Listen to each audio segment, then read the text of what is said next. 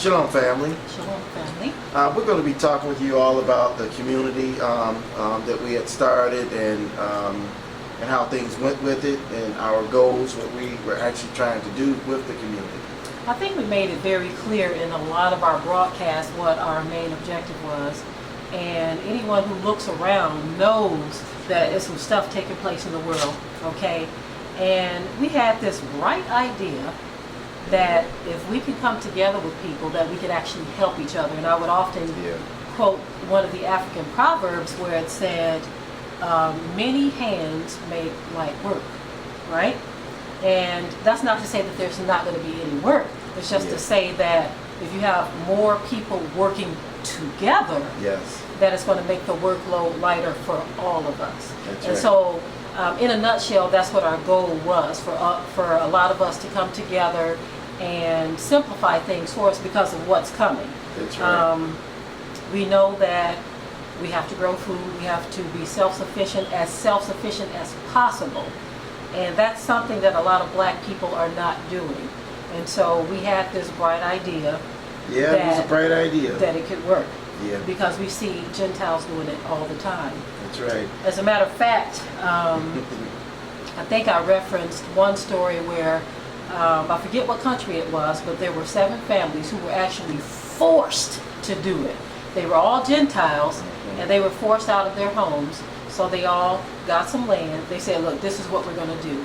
They implemented this plan, and it worked out just fine with 7 families, because when they look at their children and the needs that were there, hunger, shelter, all of this, they said, we're going to do what we have to do. And so that's what our goal was.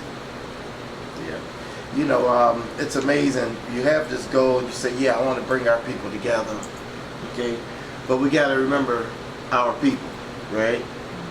You know what the scripture says about the children of Israel. Children of Israel have always had issues. And so when you're trying to come together with people that's the children of Israel, I remember a friend of mine, Joey, he said something to me when I told him what we were trying to do. And he said, ends and land. That's how he said it. Black folk, but you know, Black folk and land, yeah. And he said, brother, that's a recipe for disaster. And I said, man, what are you talking about though? If we all want to go, we try. And he was like, no, I'm telling you, I'd like to see how this is going to go down. And I thought, when he said it to me, I was like, man, I know we can make this work, you know? The problem is, a lot of people, when you look at the camera and you see us on the camera, you can really see us. We tell you a lot of our stories, we're transparent, okay? But we don't get a chance to watch anybody or look at anyone. So when we have people that fill out these little forms and they say these things and they say what they put all the beautiful stuff about themselves on these forms, and you think that because you read this, that this is how things are going to be, because it's just going to work out, when a lot of times it just don't. Well, one thing I'd like to say too about that is we've always had experiences where black people can't work together. Yep. You know, even in Christianity. But we've also been the kind of people who like to give people the benefit of the doubt. That's right. We've always been that way, and I guess because of the urgency of what we see coming, we really wanted this to work. We've seen some other models with Hebrews that didn't work. Some of you know of some of these communities. I remember it was last year sometime, we were going to do a video called Pastor Thou and the Gentiles. Yeah. And it was kind of like the narrative was going to go along the lines of, I wonder why he has a bunch of Gentiles, because it's probably because it just doesn't seem to work when it's a bunch of our people. In which we saw that with another community that, you know, a lot of people are saying, well, he started off with this many people and now it's down to this many people. Yeah. Now, it's not to say that there's no issues with those who start the communities. Every community is different. Yeah. Like some are ran military style, in which we saw that, we've heard that, and some are kind of strict. I mean, this, that, and the other. I can get it though. Let me tell you something. Right. I get why Pastor Dow runs this community the way he does. I do get why he's military. You know, it's kind of funny, though I thought about it, that the brother that's with us now is ex-military too. There must be something to that. Well, there's an order and there's an expectation Yeah. of how you do things. And Yeah. so we have some things that we're going to be addressing. As a matter of fact, there was a sister who messaged me earlier. She says, Sister Deborah, I wanted to make sure you knew that this was out here.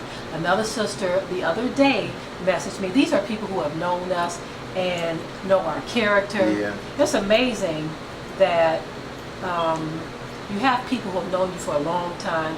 Like my husband stated, a lot of you get a chance to watch us. We share our lives. We've been an open book. That's right. As a matter of fact, one of the sisters who contacted me, she said this to me a while ago, before any of this transpired.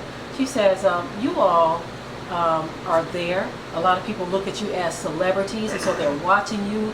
You're literally inviting us into your home and into your life, but you don't get a chance to experience any of us until we're right there in your face. Yep. And this is what she said to me. And, you know, I said, yeah, that's true. And as a matter of fact, we get so many messages from people who want to visit us. And I remember one family who wanted to visit us when we had gotten a little fed up with, you know, some of the backlash that we were getting from, I think it was Whited Out 3 or 4. One of those. Right, 4. And we said we were going to hold off on visitations and things of that nature because some of the brothers were saying threatening things. Yeah. And so I feel like good people that want to visit us, we've kind of blocked because of, you know, experiences with others. Yeah. But unfortunately, what we're going to talk about now has kind of solidified that we definitely want to focus more on the task at hand, which is getting Yah's word out, growing food, and preparing our family and anyone who Yah sends, who Yah sends. Who Yah sends. Okay? That's what our focus is going to be on right now. We enjoy fellowship with our people. We love having fellowships with our people. As a matter of fact, we have an event coming up soon, which we'll talk about that later as well. But anyway, we want to address an issue that has been, it hasn't been just the videos, it's beforehand, okay? Yeah. We have been getting calls from people that we know mutually. Yeah. And one thing we want to talk about is it's very important, first of all, if you're going to have a community, that everybody got to be on one accord. Now, it may start out that way, like with our community, it started out where we were kind of working together a little bit, but then we began to notice that people just wasn't on one accord. And so we would have to have these meetings telling everybody, hey y'all, we got to be on one accord, because we discovered that some were doing things over here, doing their own things over there, and we had a goal. Our goal was that we were going to grow food. Our goal was going to help each other, that we were going to raise livestock. This was our goal, okay? So when we brought everybody to the land, we expressed our goal and our dream and what we wanted. But it seemed like everybody was doing their own thing. So it made it kind of hard, just that alone made it hard, because it kept having to have meetings telling everybody, hey y'all, come on now, let's get on one accord. They went on one accord with the garden. You had one person trying to do a garden over here. And we were trying to, hey y'all, this is the garden here. Everybody come on, bring your stuff over here. We're going to plant a community garden, a huge garden where everybody can come and eat from it. But people didn't want to come and work in the garden. So it made it kind of hard. Yeah, one thing I want to say too, family, is we got a lot of notes here, so you're going to have to bear with us. Yes. We're trying to cover a lot of ground here, so yes. If we have to peer at our notes, bear with us, because we want to make sure that we don't miss anything or that we miss very little. That's right. Okay, but as my husband was stating, we had a lot of things that we felt should have worked if everyone was on one accord. Yeah. But early on, we began to notice an overstepping of our authority. That's right. Anyone who knows us, those who have known us a long time ago, those who have known us for a few years, those who just met us, most people know that we are easygoing. Very easygoing. And unfortunately, that can make you a target too. There was a brother who put a message on one of my posts the other day, and he said, He said, I'm sorry, Sister Deborah. I mean, no disrespect to you, but sometimes benevolence can make you a victim. Yeah. When people see you as kind-hearted and all of that kind of stuff. Yeah. It kind of reminds me of a video that I did a few months ago where the word nice actually means stupid. Yeah. It actually means stupid, and it is what it is. I used to hear people say that to us all, man, you two are so nice. Mm-hmm. And now that I think about the word. They're really saying you two are so stupid. Yeah. And so we're going to get into this, family. Yeah. We're going to try to go over this as best as we can. We need to address two false witnesses that have risen up against us. Yes. Some of you have seen it. Some have contacted us. But usually we try not to deal with this kind of stuff because we've had people putting up videos for years. Yeah, for years now. We've had good friends of ours cry over these videos, like, I can't believe they're saying this and blah, blah, blah. And so we've kind of gotten used to it. Yeah. But the difference with this now is when you have someone who has come into your home, who has been in your space, and they rise up as a false witness, that's a horse of a different color. It sure is. So this is why we're going to deal with this particular situation differently than we have with others. Because, first of all, I'm going to say this right up front. What you all are doing is not of Yah. It's not of Yah. It is wrong. That's right. You are breaking one of the commandments. You are bearing false witness. As a matter of fact, I'm going to go ahead and read some of the scriptures dealing with that. Yes. Since you all claim to love Yah and be so into the Torah and all of this, I'm just going to remind you of what the Word says about those who bear false witness against their brothers and their sisters. And I also want to say this for the record too, to both of you. Well, I'm going to say to all of you because it's not just you two. Some people have decided not to stick their heads in this. But I'm going to say this to you all. And you all know this because we have expressed this often, that we loved you all and we treated you like family. Sure did. And that's just how we are. That's who we are. And we don't make any apologies about that because that's something that Yah put in us. And I'm not going to let people change that. That's something that Yah put in me. But I want to give you this word, give you what the word says about what you are doing. Yep. Okay, Exodus 20:16. It says, thou shalt not bear false witness against thy neighbor. Exodus 23:1 says, thou shalt not raise a false report. Put not thine hand with the wicked to be an unrighteous witness. Okay, Proverbs 6:19. A false witness that speaketh lies, and he that soweth discord among the brethren. What I find amazing about that scripture, let me stop for a minute. When I did the video about no longer wanting to be identified as a Hebrew Israelite, so many people got angry about that and said that I was sowing discord among the brethren because I don't want to identify with the term Hebrew Israelite. And I actually showed that we were never called Hebrew Israelites. That is a modern thing that we were called. Sure but you is. all called that sowing discord. Okay? Let me continue on. Proverbs 12:17. He that speaketh truth showeth forth righteousness, but a false witness deceit. We're going to show you all that there was a lot of deceiving going on with this thing that we're about to talk about. A lot of deceiving. A false witness bringing deception. Okay. Right. Proverbs 14:5. A faithful witness will not lie, but a false witness will utter lies. Okay. Proverbs 19:5. A false witness shall not be unpunished. That's a very important one that you hear this one. Listen to this one. And he that speaketh lies shall not escape. Shall I'll not let you read escape. the rest Okay. of it. That you hear that false witness shall not be unpunished, and he that speaketh lies shall not escape. That's the word. There's no way out of this. This is the Yah's word here. It says, this is Proverbs 19:9. A false witness shall not be unpunished, and he that speaketh lies shall perish.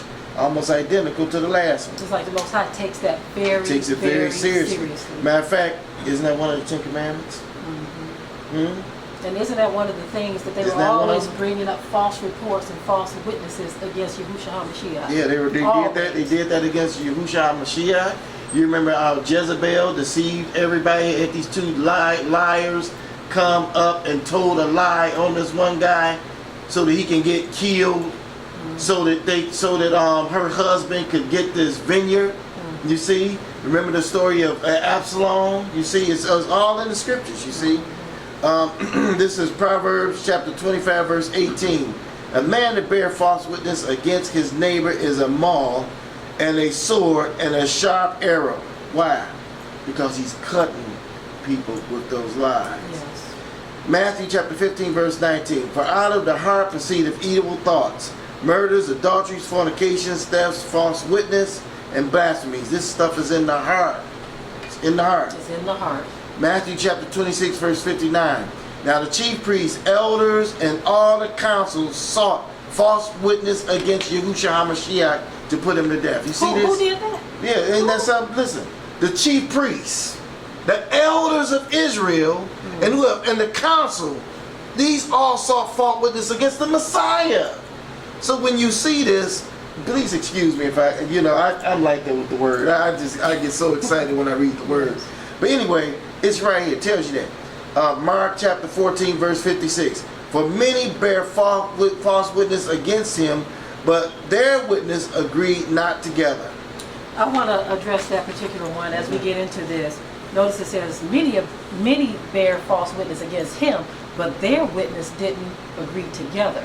And I'm going to point some of those out as we get into this. Yes. So I want to remember that, try to help you remember that. Yeah. That their witness didn't agree together. That's right.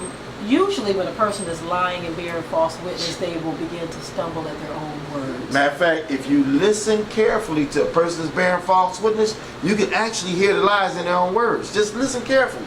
You can hear the lies. One scripture that I didn't put on here, I meant to put that on here. It says, a lying tongue hateth those that are afflicted by it. Yeah. And so although this particular brother that we're going to discuss was always talking about how much he loved you, Yeah. he actually showed that he hates you Yeah. by the things that he's doing right now. Yeah. It says that a lying tongue hateth those that are afflicted by it. Yeah. It hateth them. And it says, he that hateth this brother is a murderer. That's what the word says. That's what the word says. That's what it says. Okay, so we are going to get into it. We'll get into this part because it actually comes down within here. Yes, but we'll get into this after because it actually comes within what's going on. If we go in order, we'll run right into it. Okay. This video basically is about two people who were on the land, and they gave a testimony, a false testimony about what happened on the land and what's going on, and so we're going to address every point of their video and the things that they said in their video, basically. So what do we have there? What was one of the first things they said there? Okay. Well, I wanted to, for those of you who may have seen the video, we're addressing Kepha and Zakiyah. That's right. Okay, they are the ones who put the video out, and so we are addressing them. And we know they'll probably see this video because they looked at another video that we did yesterday and actually made a comment on the video. Okay, so we know that you all will see this, and it is our hope that you all will begin to look at your heart in all of this, okay, and that you would repent. That's right. That's what our hope is, because what you have done is wrong, okay. Well, first we're going to cover how they got down here, okay.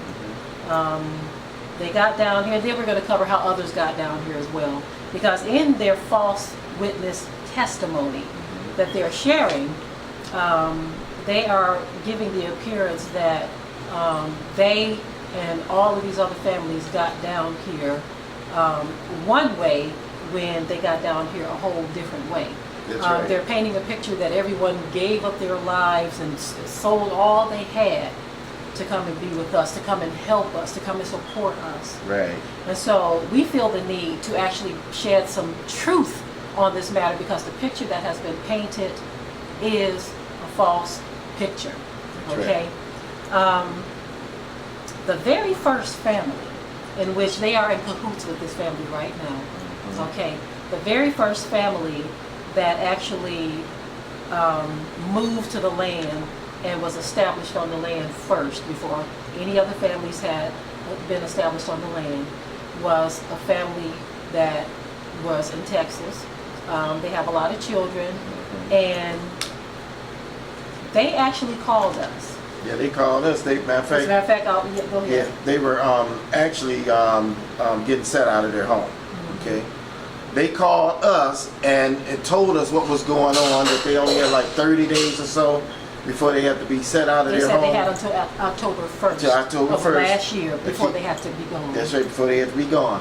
So I said, hey, brother, you can come and live on the land. We got some property. You come set up on this land or whatever. And that's what we talked about. And he was talking about coming building a quick structure, like in 30 days here and building a house. I said, man, you ain't gonna build no house in no 30. You know, if you're a builder, maybe you can do that, but he wasn't a builder. So, no, well, they wouldn't have built a house in 30 days. No, we're gonna build a house in 30 days. And so I told him basically maybe you should get a trailer. Okay? And so he said, sure, I'll get a trailer there. Maybe that'll make it easier on us. Because of the fact that they had to be gone so quickly. So quickly, exactly. I mean, when they called us with urgency. They have a lot of children. Yeah. And they were like, we got until, they gave us until October 1st. Yeah. We got to be out of here.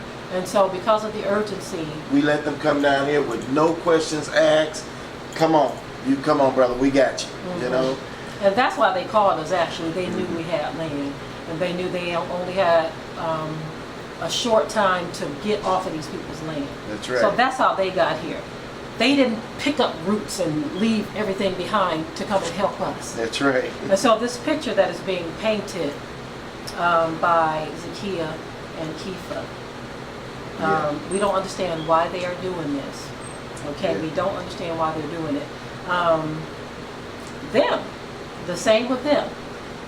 They basically, when they gave their testimony, they said something about how he was out of his job or whatever, and the Most High provided a roof over their head and all of this other stuff, okay? That kind of reminds me of the message you did, Twisted Truth. Yeah. The Most High did provide a roof over their head, but here's the whole story that they shared with us. They told us that Brother Kepha lost his job, okay? And that they ended up losing their home. Okay, I don't know if they were buying or renting, I don't know what that was. Yep. But they ended up losing their home and they had to move in with his in-laws. That's right. Okay, and we're going to actually show later on in the video, because we're trying to stay in line here, where the brother is trying to paint a picture that they picked up everything, picked up their roots and all of this stuff. Sold their home. Sold everything. He didn't say sold Yeah. home, that they gave up everything to come and be with us. And that wasn't true. Okay. Right, exactly. When they lost their home, like I said, we don't know if they were renting or buying, but he said they lost their home and they had to move in with their in-laws. Okay? So that whole idea of them picking up everything to come and be with us and help us is not true. Okay? Now, they said that they got a phone call from us. Let me tell you all how things actually went down. In which his wife actually says, and we'll show the clip for those of you who may not have seen the video. He claims that they dropped everything for us, but in her clip, she actually states what actually happened. That's why I said they're stumbling at their own words. Their own words, yeah. We didn't call them. She said they didn't call us for months. They were looking for land in this area, okay? And I have messages that I shared where I was actually sending them links for land in this area. Because they were looking for, remember they said something about plan A. Right. Okay, what was their plan A? They said that their plan A was to buy land here in Kentucky with their in-laws. So how is it then, now you're saying in the video, same video, you're saying that you lost everything, you sold everything to come down here and be with us, when in all actuality, your plan A was to come down here with your in-laws. Then you turn and you said at the end that your in-laws were unsure about coming down here and doing anything. We're going to go into I'm just. If we have so many notes here, we're trying to go in line as to how they were stating things in the video. Yeah. And so, forgive us if we get a little excited because we're just sitting here in disbelief that these people that we've shown an extreme amount of love to would do what they're trying to do right now. Yes. But again, the wife actually contradicts what her husband states in the video, right? Where she says that we didn't call them for months. Yep. Okay. He painted a picture, and let me just go here. Okay. Yeah, go ahead. They claimed that they wanted to use their money to try to help build our community, right? And said that's what they did. And he said, let's take what we have and spread it among our people. This is what he said in the video. He also claimed that we chose them because they were getting a huge settlement, in which he said that was in their paperwork, right? So we chose them because they were getting this huge settlement, right? That's what they said. That's what the husband said. Yep. And then the wife comes later and says that we didn't call them for months. So she said maybe they forgot about us. So we kind of assumed because of how the call came about, because we were looking for land and every door kept getting shut. Like people weren't calling us back. We weren't getting any information that we requested. So we had applied for that community thing months before. Right. And we kind of figured that they forgot about us because they didn't call. So we thought, okay, well, I guess, you know, they're not interested in that. So we went on with the plan we were originally going to do, which was to get land. And But that was the original plan. Yeah. Was it still together? So if we chose them for a huge settlement, how is it we didn't call them for months? She said it in her own video that we didn't call them for months. And we'll actually show you how they actually got in touch with us. Because we wouldn't seek someone out because they have a large settlement. Your settlement is yours. It has nothing to do with us. That's right. Okay? Has absolutely nothing to do with us. That is yours, not ours. Okay?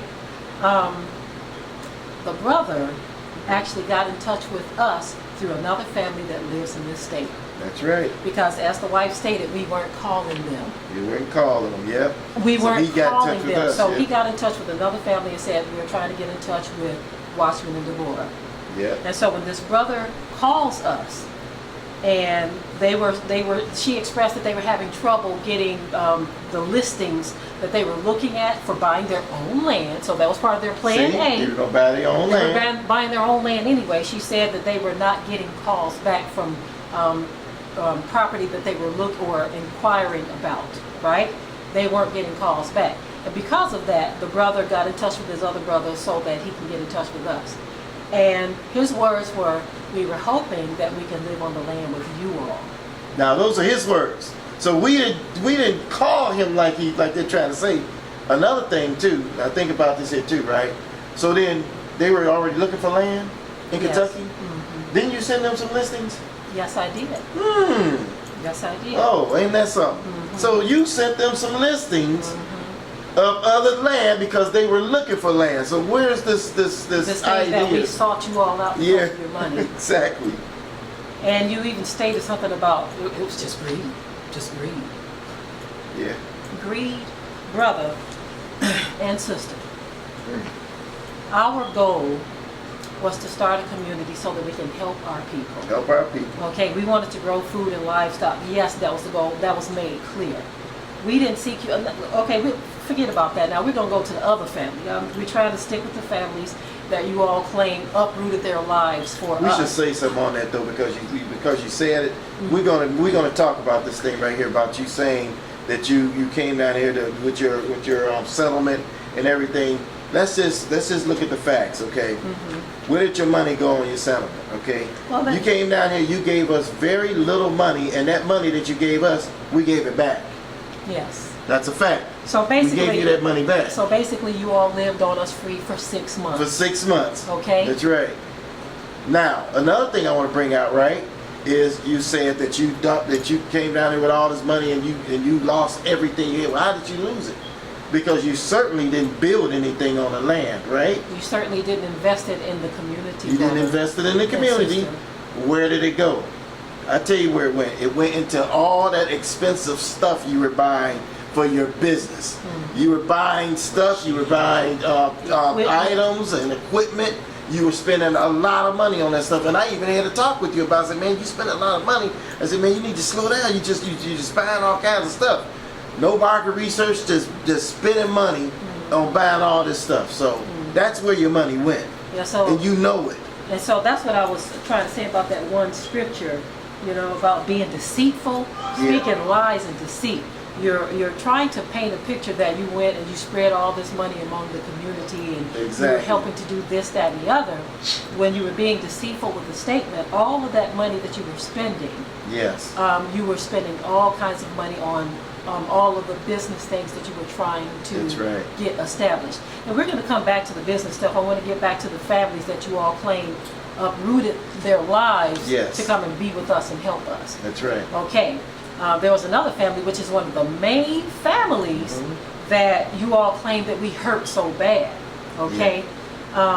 This family had purchased an RV and was living in an RV park before they even made contact with us. Before they made contact. So they didn't up and live and sell their house or do anything to come be with us. They were already They had already sold their house and already did all of that stuff before even any conversation about them coming to our community even came about. That's right. And guess what? I have Facebook messages from when they first made contact with us about coming to our community, in which they had already purchased an RV, sold their home, did all of that stuff, which had nothing to do with us. As a matter of fact, when they showed up in Kentucky, they were actually visiting another family that lives in the area. And they called us from there and says, we're here in Kentucky, we got an RV and blah, blah, blah. There was no pre-arrangement with us, none of that. That's right. None of that. No discussion about them moving on the land prior to them coming here at all. So to say that they uprooted their lives to come and be with us is absurd. Okay? Now, you said that this family was hurt too. Let me say this. When they actually showed up in Kentucky and they were visiting with the other family, they called us and asked if they can come and visit us. And I'm assuming they got our number from that other family. Okay. They called us and asked if they can come by. It was at that moment that they expressed that they wanted to be a part of our community and that they really didn't have the money to do it or any of that. They didn't have the money to do it. They had some issues with their trailer. And guess what? When they got there, we the ones that fed them. For the first week, we were cooking food for them and everything. And we told them, don't worry about the money. That's right.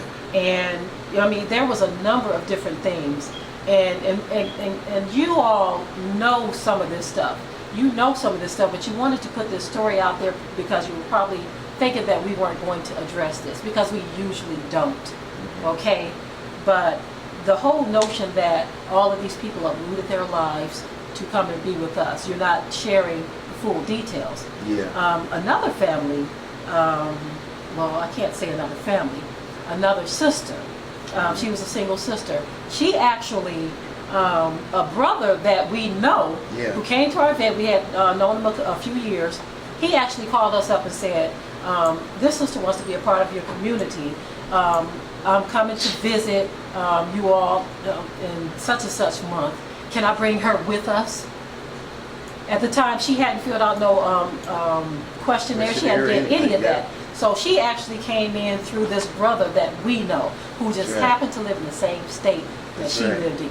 Okay? And she had brought a trailer, we let her. Matter of fact, when she first came here, she didn't go to the land because we wasn't at the land, wasn't nobody at the land yet. She came into our home here, and we put her trailer in our backyard over here. And she stayed here for how long there? I don't remember how long, but I'm really trying to. About a month and a half. Exactly. Right. And we took care of her and things too. So it's like this notion that people are picking up their lives to be here with us is just completely false. Brother Yada, I wanted to kind of save him for last, but I guess we need to discuss him right now too because of how he got here. Brother Yada, he came to the very first event that we gave. And there are others that met him that first time who he actually discussed this with him before he even mentioned anything to us. He actually brought everything that he owned to that event He said, I'm going to stay here He sure with did. these people. Not in our home. He wanted to rent something. And we didn't even know the brother. He just kind of, stayed here. He had been watching us for a few years. And he determined that, I can't come down here like this. So he ended up leaving after the event. Mm-hmm. And we stayed in touch. He stayed in touch with us constantly. And he ended up coming down here because his family actually helped him get here. Yeah. Because he's in the truth, they're Christians or whatever. And Brother Yada, and these are his mom's word and his words, okay? This brother really loved our family. He really loved our family to the point where he wanted to be around us, okay? And so we actually made pre-arrangements with this brother because he had been wanting to be a part of our community. As a matter of fact, when we were first talking to him about it, we said that we were going to call it a village. But we actually made pre-arrangements with him to do this, and we had been talking with him, I would say, more than a year, and that's how he ended up getting down here. And we'll talk about the rest of Yada afterward. We just want to cover the families and how they got down here first. Okay. And so now there's another family too that they came down here. We're gonna talk about how they got down here. Well, there's another. This family was misrepresented in video. They were misrepresented. That's right. Brother Kepha and his wife decided to speak for everyone. Yeah. And they were basically saying that we all have similar stories. And as you hear, so far none of the stories are similar. Yeah. None of them. None of them. Like we pointed out with the first family, they called us because they were being put out.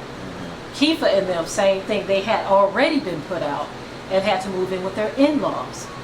The other family had already sold their home, bought an RV, all of this before they even made contact with us. That's right. And they just kind of showed up and we took them in. So the idea that people just sold everything to come out and be with us, and they just so hurt and all this is all just false. I'm gonna call it what it is. It's a pack of lies. It's a lie. Yeah, a pack of lies. Exactly. So now this other family that came down here, we're going to let him actually tell how he came down here to be with us.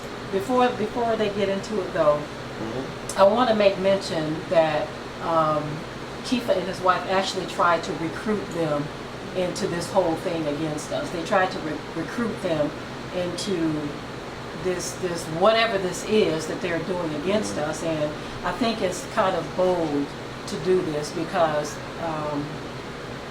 many people that we have known for years before, some of these people we've known a long time. 8-9 years. Exactly. Before they even met Kepha and them. And some contacted us to give us the benefit of the doubt. Some didn't. We just looked up and some people had unfriended us on Facebook before even hear what we had to say. They didn't want to hear what we had to say. Some people they said, okay, let me just call this brother, Some people did have enough integrity to call us.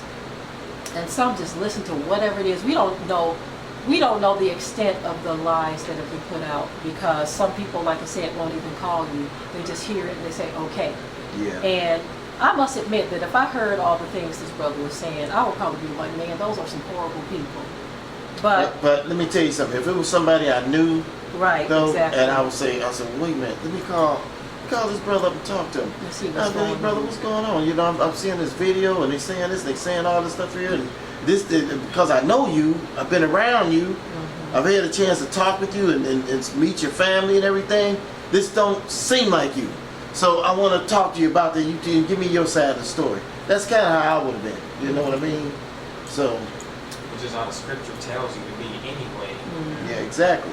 And so again, already pre-programming people and telling them things, it's really difficult to wrap your brain around this when you claim to be all about Torah. But anyway, we're going to just let this brother tell how he got down here, outside of what was explained by Kepha and his wife. Okay, another very important point that we need to make here to show the extent of the lies and the deception and the false witness that is going forth with this video that Kepha and Zakiyah put out.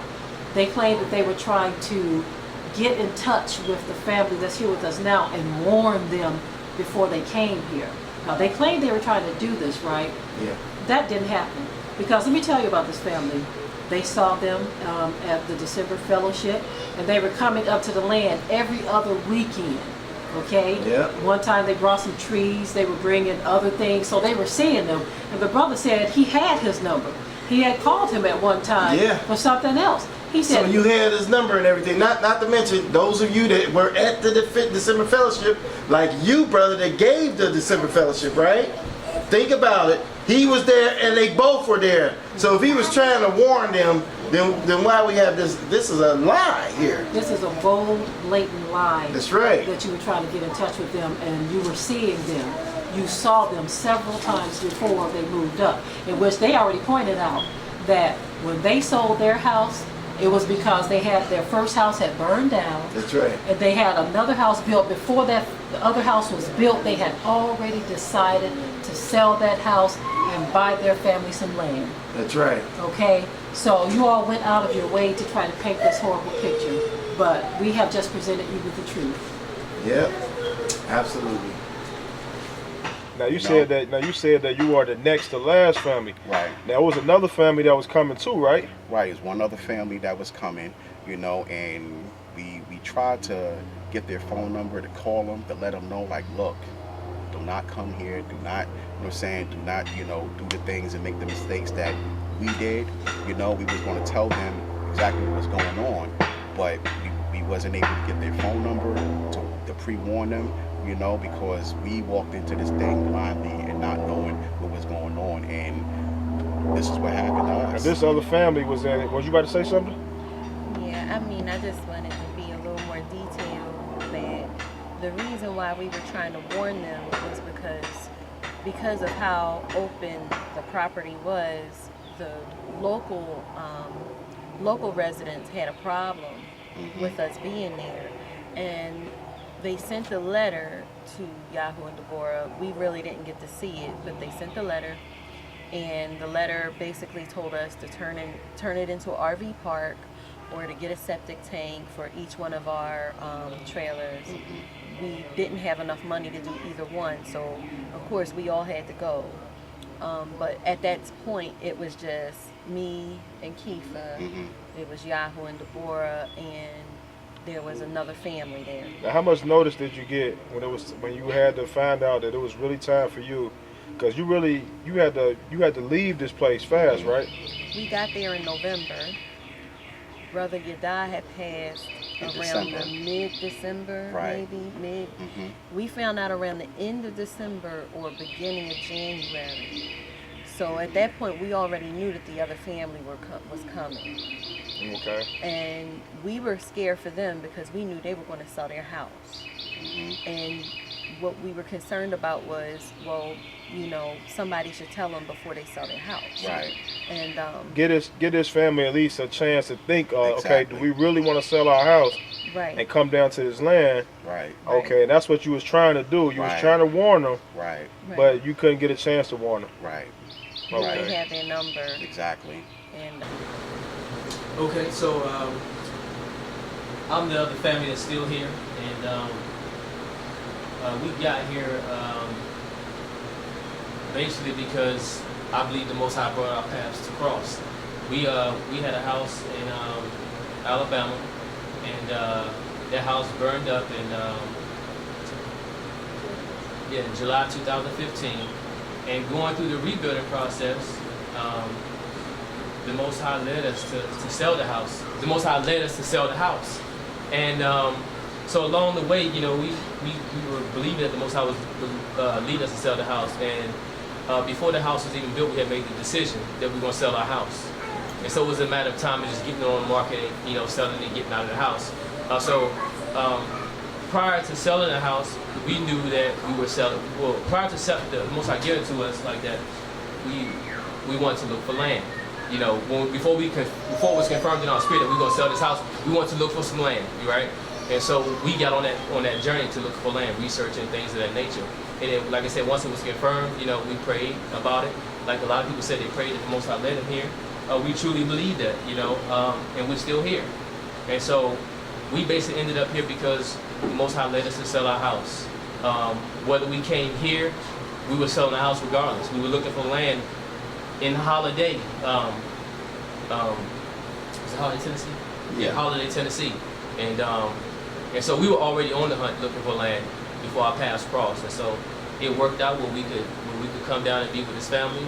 I would tell a lot of people that I don't see the fruit that is being spoken of about this family. We've been here, but we've been with them since February. Since February. A lot of stuff that had taken place on the land had taken place before we got there. A lot of that wasn't mentioned to us. But I'm a person that's going to judge a tree by its fruit, and I don't see the fruit that is being spoken of about this family. If it was so, I wouldn't be here. So that's how we got here. Okay, so basically, you didn't up and sell everything you had just to come and be with us on the land. Right. Okay, see, that's the thing that they're trying to push and say, that people are selling everything they had to come and be with us on the land, and that's not true. And like the brother pointed out, they were already going to sell their house even before it was built. Okay, because they had their other house burned, even before it was rebuilt. Their first house had burned up, and they had already made the choice to sell the house once it was rebuilt, and they were going to buy land on their own, right? This family is so hard-working. I'll put it to you this way. They introduced us to the Back to Eden style garden. That's right. Okay?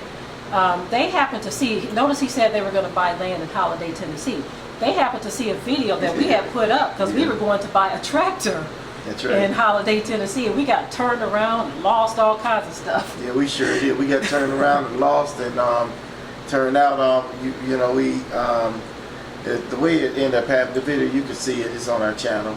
But anyway, the testimony was that someone had told us, hey, you don't want to get in that area in Holiday, Tennessee, because it's not a good area for black folk. And so when the guy told me that, I did the video about it, and brother, Paul, he saw the video, so he was like, wow, I was just about to buy land in there. We were just looking at land. Looking at land in that area. That's right. Mm-hmm. And so that's where they were going. They were going to buy land anyway. And what I was going to say about the Back to Eden style gardening, there was also mentioned that, it wasn't mentioned in one of the videos, but the brother mentioned to us that they were trying to make it seem like we were treating them like slaves. Working them like slaves. We got them out here working and all this kind of stuff. Anybody who knows our family, even the family who was doing this, talked about how they used to watch our videos of us in the garden. We've been doing this for years. We've been doing garden stuff for years. We work hard. And I think, I'm going to be honest with you, tell you what I think. I think that some people, when they saw us, they see us out there working in the garden, they see us doing all this work, and they say, oh, here's a family that we can work with. Mm-hmm. And I think the problem is that we were running into is that, then the families come, right? And then we're out there working hard, and we turn around looking, where are they? Right. Where are they at? We don't see them. Mm-hmm. But we out there working hard. They show up once a week. If that, to come and help out, and we're sitting, and we're still out there. Only an hour, maybe two? They come put an hour or two in, and then they gone again. But we there out here all day sometimes, in the garden, in the yard, doing work. Mm-hmm. And so that's again back to what we were saying about being on one accord. Mm-hmm. One thing I wanted to say too about the whole notion that we're treating this family like slaves. We don't have to ask them to do anything in the garden. I don't have to ask this family can y'all meet us out in the garden? We don't have to. You know why? Because they were growing food before they even got here. Yeah, They're passionate about healthy eating. That's something that they do for their family. And the brother even said to us at one time, he said, if none of y'all ever get up and get out here, I'm going to be out here because I want to eat good. I want to eat good food. I want to eat what I grow. Mm-hmm. And that's how we feel about growing our own food as well. And so this whole idea that we're trying to treat someone as a slave is ridiculous. Our idea was that everyone would work together, not that one or two families would be working hard in the planting and everyone else take part in the harvest without helping us to sow. And so Yeah. that's just so many of the things that we've been hearing come back at us, okay? Yeah. Some of these things were not addressed in the video for those of you who have seen the video, but we were hearing through the grapevine some of the things that have been said, in which I'm going to address some more of those things too. One of the things that were being said was that we had people living on the land freezing while we would come home to our warm, comfy, cozy house. Yeah. Well, let me tell you, you know, for a person to actually think that, well, first of all, let me say this here, okay? Everyone that was on the land had their own campers, right? Okay. Now, this was their camper. So if you went out and you brought a camper and you had issues with your camper, that's your responsibility, okay? But let me say this. Everybody had heat coming out of their campers. And one person had a problem with his heater in his camper, but he ended up getting himself a portable heater to keep his camper warm. Until they got it fixed. Until they got it fixed. So to paint this picture that we left the land and everybody was there just freezing is just false. And you know it's false. Okay? Now again, everybody have their own campers. Now let me share something with you, right?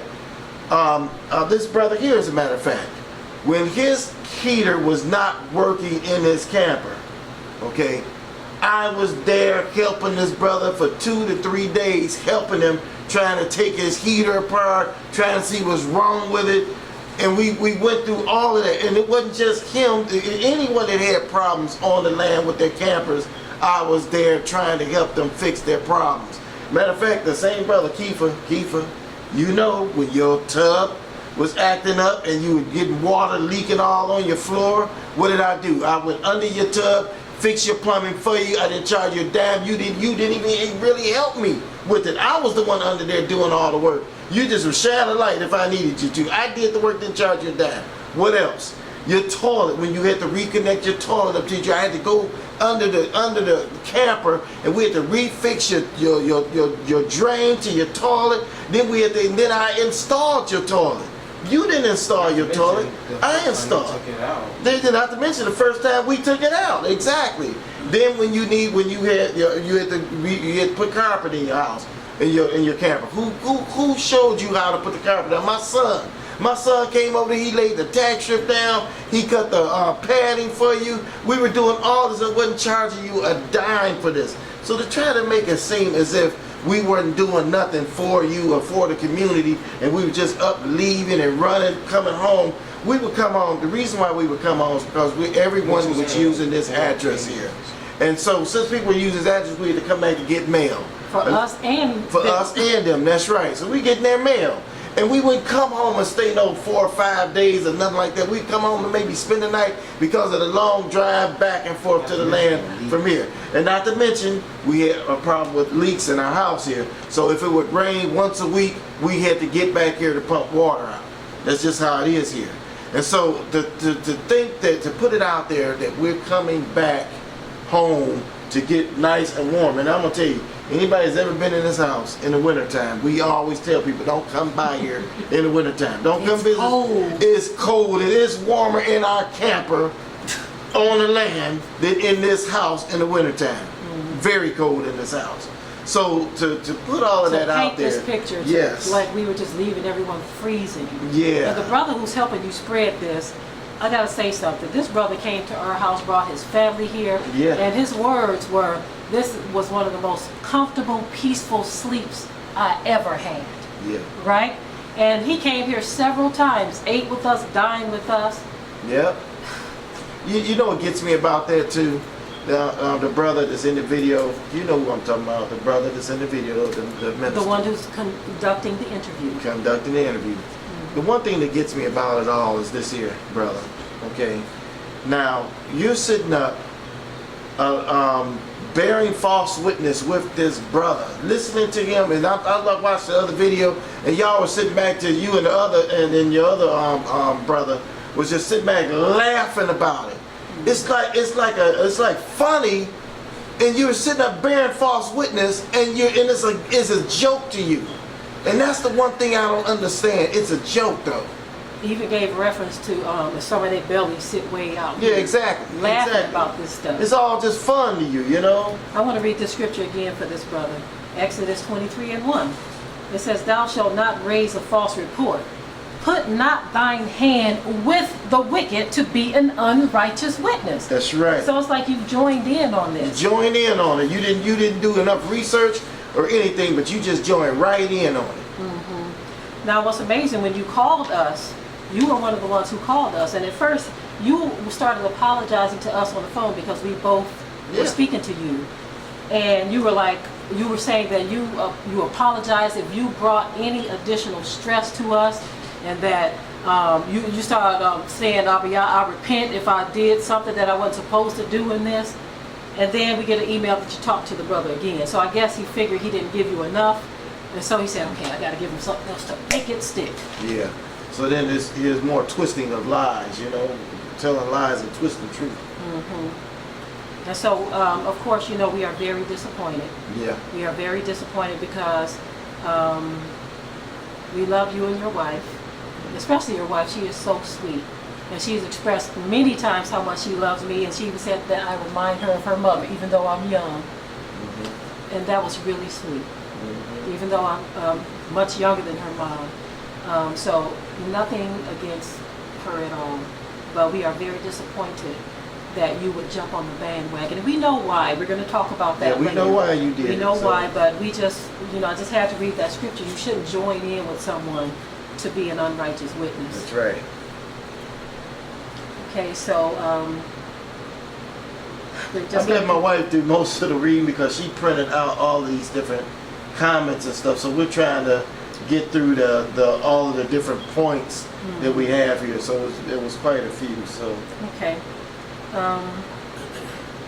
one thing I want to talk about too whenever it's ready is this here. Okay, yes, that's definitely on there. I want to talk about how when we started first noticing that there was a change in the attitude towards us. Okay. Of course, now that we're looking at things are always going on behind the scenes. We're starting to see things were going on behind the scenes always. As a matter of fact, I remember, I don't remember if it was February or March, but I had started noticing things were going on behind the scenes, and I actually mentioned something to my husband. And this man right here, he loves Brother Kepha. I mean, he didn't want to hear anything. He loved Brother Kepha so much. And they were always expressing that love to each other. Shalom, you know, I love you, They were always doing that, you know. And so this thing right here has really hurt my husband. It has really hurt my husband that someone could be in your face the way this brother was, smiling, laughing, grinning, shalom, I mean, even up until a few weeks ago when he would see my husband, same thing, shalom, you know, all of this different stuff. Just 30 days ago, he sent me a message. You got that message? Yes. Listen to this message. He sent me just 30, little more. I mean, it was just a few weeks ago that he sent this message. Listen to this message. But, okay. But he wants you to believe that up until he sent this message, that he was feeling all this stuff, or up until now, that he was feeling all this stuff months ago, right? Then why send me this message then? Because this message says something different then. Because this message is telling how you felt then, just 30 days ago. So what happened within 30 days that caused you to go out on this rant then? Because you could have, you've been there since how long? Since November? Was it that you've been there? Why did it take you up until, what is this, May?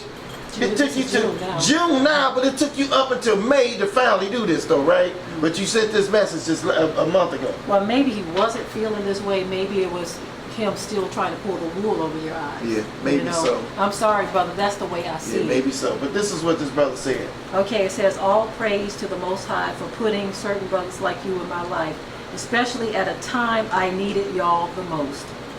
You know how I lost two of my older brothers to this beast system, but Yah showed me favor by sending me ox such as yourself in my life.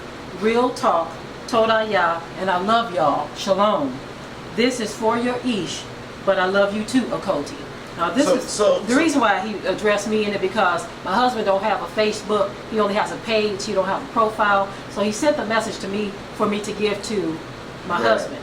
And that's why he says, this is for you each, but I love you too, Cody. Now, what gets me in this letter, in this message, he said, real talk.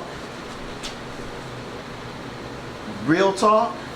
So was this a lie? Because we got the email, the date on it. Were you lying there when you said all of this to me? You know? This right here contradicts everything you all are talking about. That's right. Okay, and there was at one point where you all said you feel like you've been duped and manipulated. I mean, I had to laugh at that one. I had to laugh at it too because We feel like we've been duped. Yeah, I feel like I've been duped big time by you, brother. Big time. Now, one thing that I was about to say prior to this is that when we first noticed when the attitude started changing is during Passover, feast days. Okay, you all, at first you and your wife weren't on the same page initially as it relates to the feast days. Right. And so. But the thing is, okay, this is how I feel about the feast days. Okay. Now, if you believe that you're supposed to go out here and get you a lamb and slay his neck and do this lamb up, you know, if that's what you believe, then you do that. Go right ahead and do that.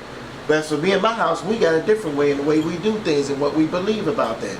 We believe that the Messiah is our lamb and that we don't have to go out and grab no lamb and slay him on Passover. That's just how we feel. Now, that's what we believe. If you don't believe that, then that's fine. You go do you. Go do you. We're going to do what we feel the scripture is showing us. So basically, that's no reason to get all up in arms about things. We believe in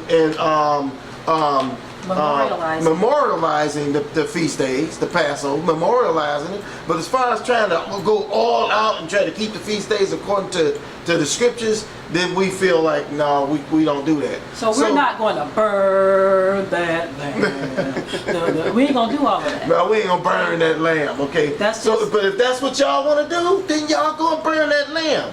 But don't make it seem like we off because we decide we don't. But if that's your grounds for not fellowshipping with us, that's fine. But let me say this to you though. Okay. Now, when I first came to your place, and we were talking that night in your place, and you said, I was telling my wife that we need to talk to the elder, and I remember that night, and I told her, I said, well, I'm gonna do a video about the feast days. I did the video. You said you watched the video 3 times, right? After you watched the video, then right after that, I think it was almost immediately after that, that time we started noticing a different you. Totally different. It wasn't. I remember the day when I was in my kitchen and you came over and we were talking, and my wife went to walk by and she looked at you and she said, "Shalom, Brother Kepha." And you looked at her and you, with an attitude, you said, "Shalom." Like that. And I was like, whoa, what's that about? So I called you outside to talk to you. I said, come on, brother, let's talk about this thing.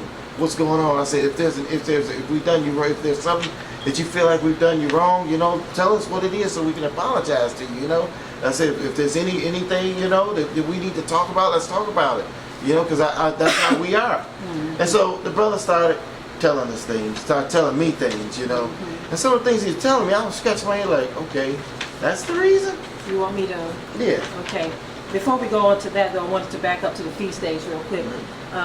You all started posting on Facebook about false prophets teaching people not to observe the feast days. And my son actually responded to you, and you all kind of got at him and everything, where he even had to explain himself, and you all got upset at him because you all know that we're not telling people not to memorialize the feast days. But we were just explaining, which we've been teaching this for years. For years, we've been teaching it for years. And it's okay if we disagree on it. We don't lose love for people because they don't agree with us on how to celebrate the feast days. And we even pointed out to you that one of your favorite ox teach the same way we do. But you all said, well, that's something he did years ago. So we posted a video that they did just a few months ago supporting the same belief. Same belief, yeah. But yet you all call us false prophets about it, but you're not going to call your aunt that because there's something else going on here. Yep, exactly. Okay? Because we don't agree on the feast days is not grounds to say that someone is a false prophet. But anyway, I'm going to read some of the things that when you when my husband calls you out there to speak, these are the things that you all you came up with. That you said was bothering you and why you were feeling a certain way toward us. Because originally you said nothing was wrong. Oh, everything's good. Everything's good. But then the way you responded to me that day in the kitchen made my husband say something's going on. Okay, and so. You were lying. So he was lying, yeah. Go ahead. So your first thing was you said that your wife, Deborah, doesn't speak to me. And I explained to you, I said, well brother, he said, he actually said, he said, your wife, Deborah, she be giving me the cold shoulder. I said, give me the cold shoulder? I said, what you mean? And he said, well, sometimes she may be out in the garden or something. Like one time she's out in the garden and she didn't really speak to me. I said, well, did you speak to her? He's like, no. I said, well, so what you expected her to just she down planting or something, to just raise up, see you and run over there, hey brother Kepha, or whatever. That's what you expected, right? I said, man, my wife is a lady. She ain't gonna chase you down, man, if you across the yard over. I don't have a small yard. Okay, so to think you're in a backyard, I have a big backyard. So to think that she's gonna just up and chase after you. Now if you cross her path and you right there in front of her, of course, she gonna say, shalom brother, just like she did in the kitchen that day when you passed by, she spoke to you. But understand, and that's why I told him, I said, understand brother, my wife isn't mistreating you because of that, man. I said, she probably didn't see you first of all. I said, my wife ain't like that, you know? And he said, okay, you know, okay, brother. I said, think about it. That's just how we are. Then he said, well, and I said, I'm the same way when it comes to certain things. I said, I've been kind of cautious about when I see brothers and their wives to just hug them. Unless it's people we've known for years, right. You know. And he said, I noticed you don't hug my wife, you know. That was another one of the complaints. And it's like, she's not complaining about it. Why are you? Yeah, exactly. You know? Exactly. And so the things that they were making issue of were just really strange to me. They also said that we were being very insensitive about some things. Yes. In which they kind of spoke on that in the video, that we didn't respond the way that they expected us to respond. And then they talked about an email that our daughter had sent to their daughter. And in the email, our daughter was asking me, is everything okay? Are we still friends? Is everything still good? And she was asking this because we all started noticing. Yeah, all we of all us had started noticing, noticing that they were not coming around, that they were just kind of staying in their the trailer. kids come around, they weren't coming right. around, and so our daughter asked her, is everything okay? Are we still friends? And their daughter responded, yeah, we're still good. Now they said that they thought the end of the letter was kind of harsh because our daughter, which is only a year older than her daughter, said, I want an explanation, not an excuse. And so they were... An explanation as to why you're not coming around and, you know, why we're not, you know, it seems like y'all are distant from us now. So that's what my daughter wanted. She said, don't give me give me an explanation, not an excuse. And so they thought that was too harsh. So what we did as listen to what we did now. As Sophia's mom, we noticed that their daughter was like, oh no, we're still good. So she seemed to be pretty easygoing about it. And when they said, well, we thought it was too harsh, we told our daughter, we want you to apologize to their daughter and to them. To them, yeah. And so our daughter apologized to their daughter and to the parents because they believed it to be too harsh. That's right. And so that's how we dealt with that.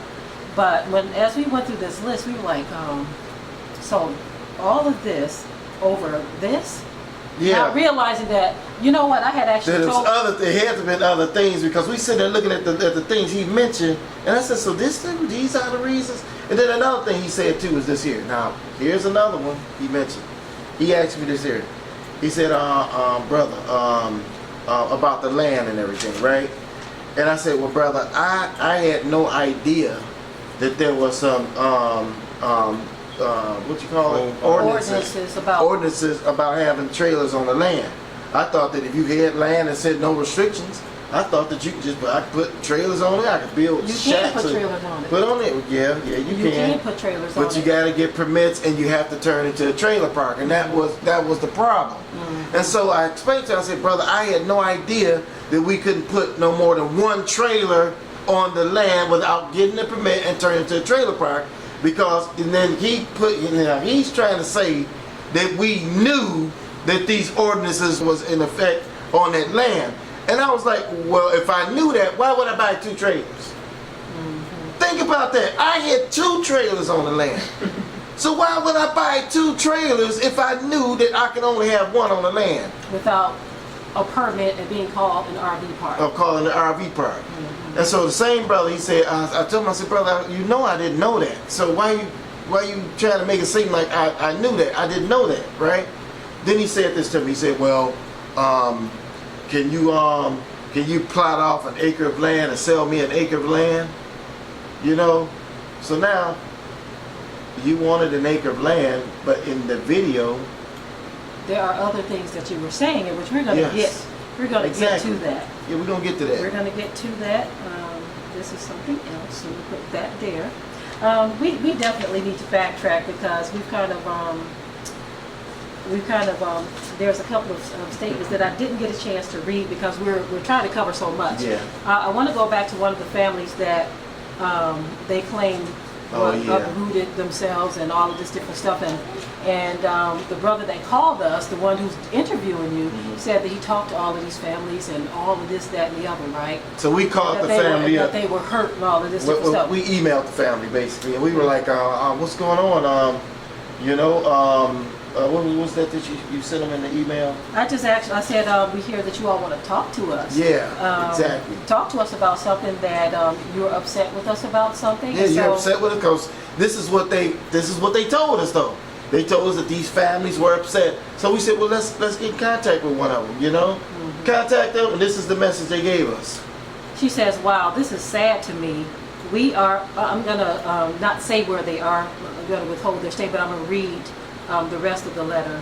Wow, this is sad to me. We are in blank for a reason. We want nothing to do with any drama. There is no need to call on our end. We have no qualms. We left everything behind when we left Kentucky. You should contact Kepha and Zakiyah.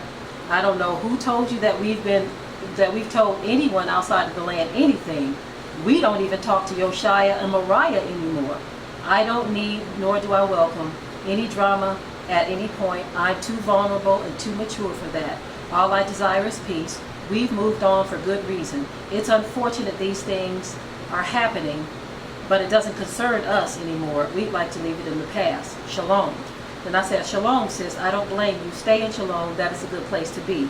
Then she says, that's the plan. Shalom. And she leaves a big heart afterward. And I want to share another conversation that we had, which was, I would say, probably about a short time before they left. She said, shalom, Makoni. We will be back on the 3rd, Friday, most likely in the evening. He is doing better, thank you. I must have asked about how someone was doing. Oh, her dad. That's okay. right. He is doing better, thank you. He just needs to maintain it. See you all then. Then she says, how are you all doing? I heard there was a tornado warning. Oh my God, Toda Yah, everyone's okay. Then I says, we all weathered the storm, all is well, Toda Abba Yah. She says, hallelujah, I'm glad you all are okay. Then she sent the kissy thing and the heart. She says, I'm going to miss you all before we make it back. She said, I'm sad I'm going to miss you all before we make it back. You all are leaving today as well. Okay, well, I guess if we don't see you, shalom, sis. And I says, hey, I'm just now getting your message. Once Watchman unplugged the computer and routers and things, I was offline until I got home. So sorry we missed you. I needed one more hug from you and the fam. Take care, sweetheart. And then she says, I know, me too. I miss y'all already. And she says, here's another message. Shabbat Shalom, family. We will see you all again sooner than later, Yah willing. Then she sends another smiley, kissy, and heart. Then she says, and thanks for all of your prayers and the blessing you all have been to us. We love you, family. And then I says, we love you all too. And so this picture that's been painted, that we hurt this family. When this is the family that had already sold their home, bought their their RV, moved to an RV park, and all of this before they even, any conversation about them even coming to our community came about. This is that family. And so this picture that has been painted, like everyone uprooted, most of the people came to us either because they were in a situation where they, like even with Kepha and his wife, when they had to move in with their in-laws because they lost their place, he said that they were all just on top of each other and getting on each other's nerves, so they wanted to get out. And like we said, we're going to show the part where the wife actually stated that we weren't calling them back. We kind of assumed because of how the call came about, because we were looking for land and every door kept getting shut. Like people weren't calling us back.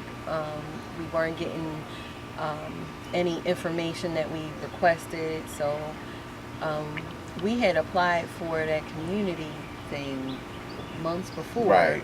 And Yeah, we kind of application figured that they process and forgot everything. about us because they didn't call. Mhm. So we thought, okay, well, I guess, they're not interested in that. So we went on with the plan we were originally going to do, which was to get land.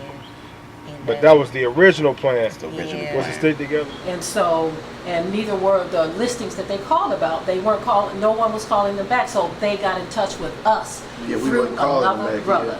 yeah. And so all of this stuff about greed and stuff, and yes, I am repeating it. Sometimes I like to repeat things for those who are still stuck on certain things that these people said, because he drove it home. He said it many times that we gave up everything. Now, okay, I want to go backtrack to their business.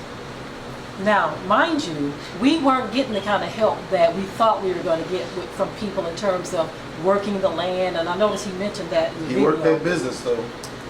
Talking about just going to be working the land and all of this different stuff. This is what we came down here for. We were not getting that kind of help. Nope, we wasn't. We were not getting that kind of help. And so, as it relates to your business, we were helping you. Our whole family was. Yeah. Our daughters actually designed the digital logo that you all have from a sketch that you all gave. They designed that for you. They were taking pictures, doing all kinds of things. We were doing what we could. We were advertising on our channels because, again, we wanted to help our people. As a matter of fact, Sending blasts out through our website. we believed in what you all were doing so much so that we tried to be as encouraging as we possibly could. Yep. And we tried to help you as much as we could. I even did a brief video showing one of your items. Trying to get people to buy your items. It's like, man, this. And so this whole idea of all of this stuff that you're talking about, you brought your money down here to share with the community, that never happened.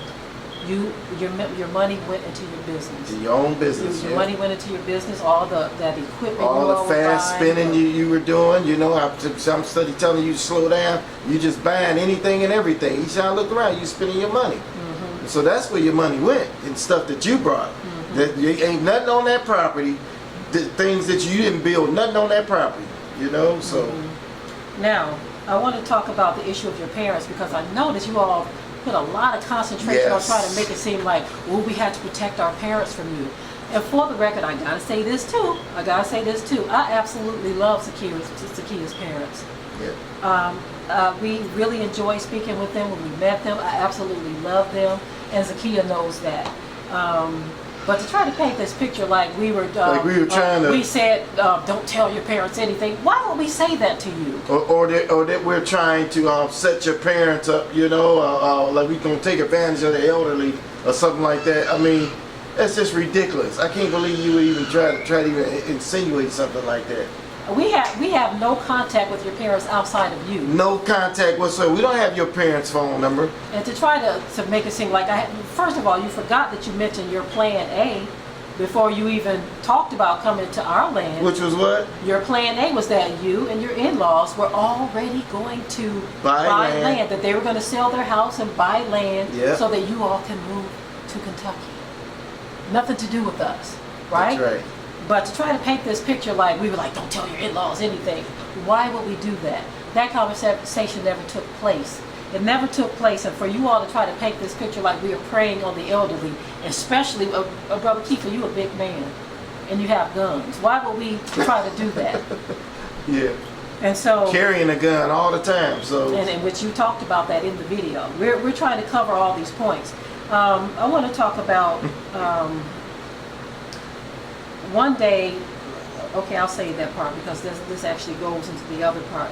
But this whole picture that you all are trying to paint, that we were just these people that were plotting, trying to get other people's money and all of this kind of stuff is just ridiculous. Absolutely. It is utterly ridiculous.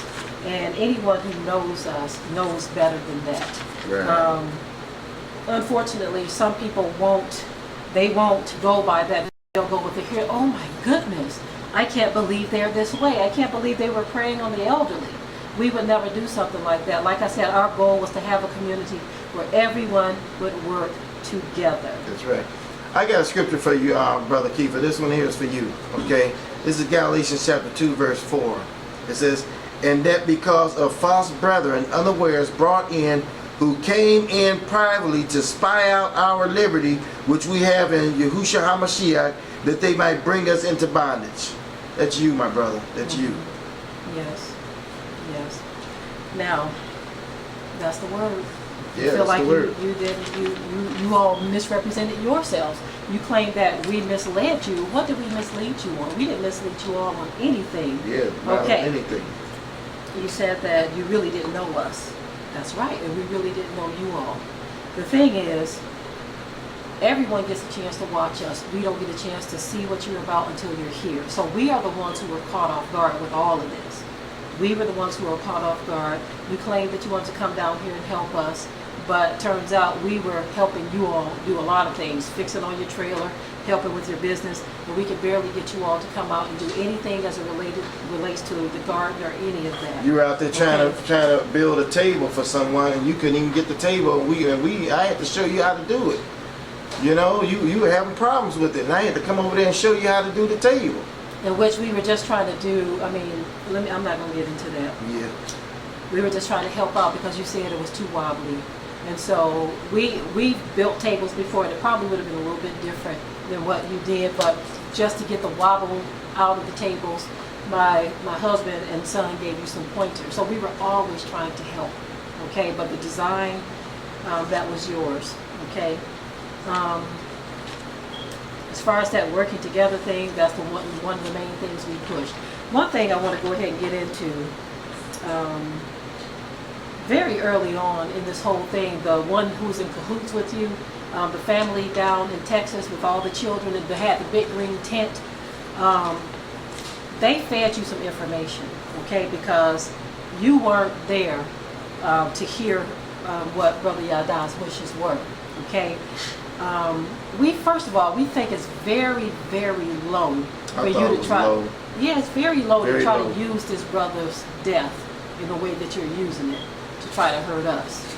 Okay, to use this brother's death is very, Very low. To try to make it seem like that we had control over. Let me explain to you how things work, and all of you out there, you know this. This is how things work. Okay, somebody dies on your property. If you're not kin to that person, you just can't up and take that body and bury it in your backyard. Okay, it don't work that way. Okay, when his body went down to the coroner's office, the coroner needed to get in touch with the family because the family is the ones who have control over that body. And the family did not release that body to us so that we could take that body and bury the body. And you just can't do that anyway because there's certain laws governing your land. You have to have someone come out and look at your land and determine what's going to be a grave site on your land. So you just can't do that. So the coroner is not going to release and would not release Yada's body to us because we were not kin to Yada. But what happened? The coroner got in touch with the family, and the family said, "What? We want the body to come back where? To California, where they were, so that they can have a funeral." And then they are the ones that did the cremation to his body. But you tried to make it seem as if we had control over all of that, and we did not. But let me tell you the deceitful part of this. Yeah, listen. The day that we were all talking about this, you all were getting your solar panels installed by another Israelite family And you know who the family. knows a lot about all of this kind of stuff. And we were all standing right there in front of you all's trailer as they explained all of this to us. That you have to have permission from the county. Certain things have to be done. There's laws governing this. There's a way that it has to be done, that you cannot just take a body and bury it. So you all knew all of this before you put this video up. But That's right. you're trying to put everything that you can in for shock value. That's right. We were devastated when Brother Yada passed away. Yeah. You all sat there in the living room with us when our family was crying That's over right. this brother. We were devastated by That's this. right. But for you all to use this to try to hurt us is very, very low, deceitful, and cunning. That's right. To use this brother's death in that way. Let me tell you something. We were in constant contact with the family. When I was on the phone with his sister, when I broke the news, this woman broke down so hard that I started crying on the phone with her. I mean, we must have cried for 5 minutes before she could gain composure and talk to me. And so it shows the cold nature coming from you two to be able to do what you are doing right now. Now, as I spoke with his sister, she eventually had her mom call me because her mom wanted to give us a message because this was her son. Her message to us was that I thank you for taking care of my son and taking him in. We didn't know the brother had a terminal illness. He probably didn't tell us because he probably felt like we probably wouldn't have taken him into the community. We didn't know he had a terminal illness. We had no idea. No idea, no clue. And so when I finally talked to his mom said that we thank you all for I thank you for taking my son in. He loved your family and this is where he wanted to be. He wanted to be there with your family. He spoke very highly of you all. As a matter of fact, he had told us that his mom started watching our broadcast. She's a senior, okay? She started watching our broadcast, and he says, you're not going to believe this, but my mom started watching you all's broadcast, and I think she's starting to get it. Yeah. Okay, this was his adoptive mom, by the way, too. But when she told us how much Brother Yada loved our family, we already knew it because he already expressed it. I think I have one of the messages that he sent to us as well.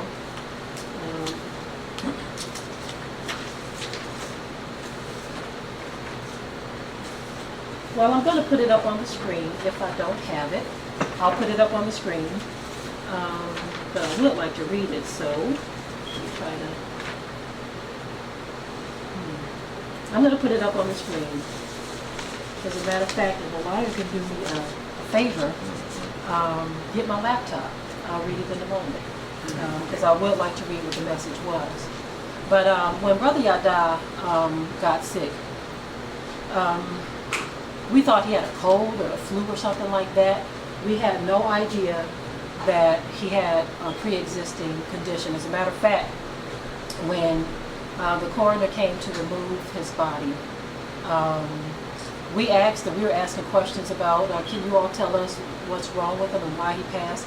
And they were like, well, we can't really tell you all anything if you're not the family. And yeah, because they said something about an autopsy too, didn't they? Yeah, they said something. Yeah, Kepha and his wife said something about that in the video. That we let them do an autopsy on his body. Guess what? Or he said that we disregarded all 3 of his wishes. All 3 of his wishes, which one of his wishes was the autopsy, right? Was not to have an autopsy. Was not to have an autopsy. Well, guess what? The county had already told us that they couldn't do an autopsy because they couldn't afford it. So what are you talking about there? See, there's another line. We're just trying to figure out why all of this is taking place. And I just want to read this message. And as far as whether or not the brother asked about that, we're trying to figure out where he got that information from. Where did he get that information from? That's really a moot point in all of this. But the fact of the matter is we had no control over the brother's body whatsoever. Mm-hmm. But he just wanted to be here among our family. Right. And bear with this one moment. She's going to pull that. Meanwhile, while she's pulling that up, I'm going to talk a little bit about this here. Okay. Okay. One thing I want to bring out too, and this is to the brother, that interviewed you too. Okay. I think what got you involved in this thing was the fact that we are having an event around the same time that you're having your event. Okay. we are having our event at that time because we just decided to have the event at that time. It has nothing to do with you. The people that we attract, I don't know why you're worried about the numbers of people that's going to come to your event and all this kind of thing. It has nothing to do with you. The people that we attract to our event are usually new people who want to be baptized, okay? We deal with a total different crowd. Most of our crowds are people that are coming out of Christianity, okay? So then, I don't understand why you're allowing this event thing to get to you about us having our event, and then to try to say all these bad things about the land to make it seem as if it's dangerous for someone to go to the land there because they're copperheads, which I've never seen one on the land. We've had the land a year, I've never seen one, okay? And you talk about spiders, snakes, coyotes. You ever been camping before? You ever been camping anywhere where you didn't see a spider or snake or hear coyotes? Some people talk about beware of bears. Yeah, exactly. Bears and cougars and worse things than that camping. So to try to make it seem like it was just so dangerous, oh, I'm so afraid for people. Let me tell you something. If we have tents on the land, right? Ain't no coyotes gonna come in no tents if you know coyotes. Coyotes keep away from people. Okay? They don't just come around people like that. And then not to mention the fact too, the thing that kind of gets me about this particular thing too is the fact that he and us, we all know someone mutually who had an event in which they were on some land and they live on a whole lot of land.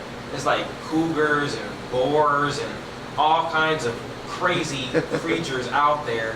But they had an event in which there were tents and everything. But yeah, I don't see you putting up a video talking about how dangerous their event was. So now, what is your real motive? Yeah, what's your real motive in that? My thing is this too. I wanted to address the talk about the militia and all of that. Months ago, we had incidents on the land, and they know that this stuff was diffused a long time ago. That's why they tasked We to had buy land exactly. in the first place. That I was going to address that. Yeah. To talk about this as though this is some horrible place, and when we talked to you on the phone, brother Yosef, I pointed out to you that I would think Cincinnati is probably more dangerous than where we are. Okay. Yeah, But, I've been in Cincinnati, and I'm telling you, it could be kind of it's some stuff Police going on. brutality is crazy. Yeah. But to address this, the whole thing of what went down on the land, we talked about this in video. I know I've talked about it in a few of my videos. A lot of people heard me speak on these things. And what I find amazing is to try to use this to scare people from coming to our event. I feel that that is very Low. very low. Low. Because again, we draw two different types of crowds. And our event, they talked about how your event was scheduled and they tried to tell us and all. Listen, there are so many Hebrew events that go on throughout the year. It seems more like you have put yourself in competition with us because we don't schedule anything around anyone's events. That's right. If someone wants to go to an event in Texas or Missouri or here or there, that is up to them. But to try to make it seem like we should have pushed ours to a different time and date, it shows what your real motive is in being involved in this. Trying to scare people from coming to the event. Now, one interesting thing is, and Kepha knows this, a lot of the people in the community were bringing us gifts. They were bringing us fruit. They were bringing us pies and cookies and things. Yeah, people coming there all nice to us and talking to us. And some of them were even apologizing for any other person who didn't come as nice. And even the pastor, when that pastor showed up, you trying to make it seem like, yeah, the pastor showing up with a gun or whatever. Let me tell you something, everybody in that county carry a gun. It's open carry in that area. It's Kentucky. Okay, everybody, a lot of people carry guns. You know, why do you think the guy, when we remember the video we did when we got lost in the woods, and my neighbor showed up and he guided us, he had a gun on him. They all carry guns over there. You know, so basically, I'm sitting there saying, man, you really try to paint it like these people were coming there, you know, threatening us. Now, we did have a couple of the one instance that he mentioned, the person drove by and said something, you know. But that was one time, and then when we spoke with someone, they said that there had been no racial crime in that area since the 70s. Who was it we spoke to? It was the cops. It was an officer. That's right. Now, here's the deal. Here's the deal with this whole event thing and the way they're trying to paint it. The way they're trying to paint it in such a light. You mentioned the guy who we went to the woods with. Yep. This was a neighbor that lives right up the road from us. Yep.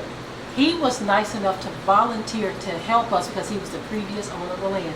He says, I'm going to help you find the markers, the property markers, the property lines. That's right. You see? And so that kind of gives you an idea of the type of people we were That's right. encountering. And so to paint this picture that the area can't, the area is just so frightening is ridiculous. Like the Klan is everywhere and all. It's like, come on now, The Klan, please. someone pointed out that the Klan is all over this country. Yeah, they're all over the country. But since then, months have gone by, and we were living there, including Kepha and his wife. And what I find very, very interesting about this, you had mentioned this already. Recently, the brother asked us, "Can y'all just sell me an acre? Can y'all just divide off an acre and sell it to me?" So if you all were so afraid of the neighborhood. This is about 4 or 5 weeks ago when he asked me that.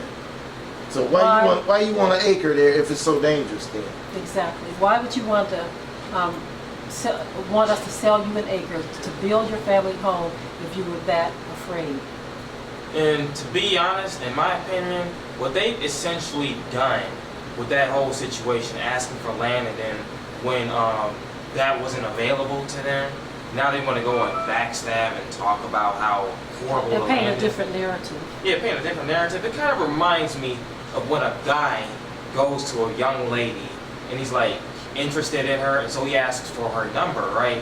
And when she declines, then all of a sudden she's a nappy-headed, ugly so-and-so. Yeah. Calling because her she don't want to give you her number. Now she's bad. But you were interested in her at first. Mm-hmm. Where did all of her good qualities go? Exactly. You know? Okay, so now I'm going to backtrack. I have Brother Yada's message that he sent to us. Yeah. He says, I want to say, and I'll probably put it up on the screen too. I want to say thank you, Toda, now for the work you all are doing on my behalf. I can't say that I know anyone else but the two of you that would go the distance for someone you barely know. Who does that? I see what kind of trees you are, bearing fruit for sure. I look forward to giving you a proper thank you when we meet again, Yah willing. You see? And so this whole picture that you all are painting is totally different than what is reality. What is reality is what you see. What you see is what you get with us. We say that all the time. If we were such a closed book, we wouldn't be inviting all of these people to our house to begin with. The number of people who have come to our house, I've actually had people, even people in this truth that we know, they say, I wouldn't be inviting all those people to my house. Yeah. I don't see how you all let all these people come to your house. We've had people say that. That's because we enjoy fellowship with our people, and because we are very open. We have been very open with our lives. Now, we understand now why some people decline to do that. Oh, we get it. We understand. We get it now. now. Everyone have different reasons, but now, for a different reason, we get it. And it's probably something that we won't be doing anymore, but we understand why some people just have this closed door policy where they don't let strangers in. Yeah, absolutely. Okay. She's going to read this letter. Oh, you already read it. I already read that, but I want to read one more. Then we go. Yeah, You want one to more. read it? Oh, no. One thing I want to say too about Brother Yada, he was always sharing our posts, me and my husband's. He began to notice too that certain things were taking place, and I noticed he shared this on his page, so I just ran across it. That's why, and I'll probably put this up on the page too. But there was a post I put up because we had noticed early on that the family down in Texas were starting to, the family with all the kids down in Texas in the big tent, they were starting to do things to try to undermine us and create division.